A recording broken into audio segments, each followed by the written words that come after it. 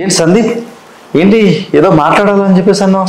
ఏం లేదు వెంకట్, ఏదన్నా మంచి జాబ్ చూస్తావని. మంచి జాబా? ఆల్రెడీ నువ్వు జాబ్ చేస్తున్నావు కదా ఏదో.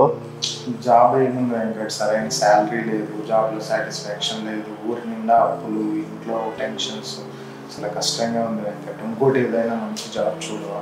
ఇంకోటి, నేను నీకు 9 to 5 జాబ్ అయితే నేను ఇవ్వలేను, కానీ నాకులాగా ఎంటర్ప్రెన్యూర్గా నువ్వు పనిచేస్తానంటే మాత్రం నీకు చాలా అద్భుతమైనటువంటి అవకాశం అయితే చెప్తాను.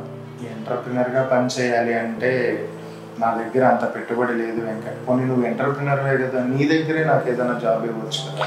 నా దగ్గర పనిచేసేటువంటి అవసరం లేదు నీకు, నాతో పాటు పనిచేయచ్చు, అది కూడా పెట్టుబడి లేకుండా.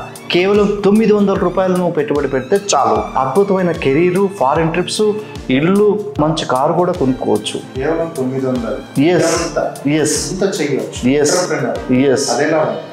అది ఎలా అంటే, స్టార్ హెల్త్లో ఒక అడ్వైజర్గా నువ్వు తీసుకుంటే నీకు మంచి కెరీర్తో పాటు మంచి డబ్బు సంపాదించుకునేటువంటి అవకాశం ఉంటుంది. దీనికి ఏం చేయాలి నేను? నీ ఎడ్యుకేషన్ క్వాలిఫికేషన్ సర్టిఫికేట్స్, నీ pan card, Aadhaar card, mail ID, phone number, ఒక ఫోటో, ఇవన్నీ ఇస్తే ఎగ్జామ్ రాయిస్తాను నీ చేత. నీకు లైసెన్స్ వస్తుంది. తర్వాత నువ్వు సబ్జెక్ట్ నాలెడ్జ్ ఇదంతా కూడా నువ్వు ట్రైనింగ్ తీసుకొని అద్భుతంగా నువ్వు కెరీర్లో ముందుకెళ్ళచ్చు.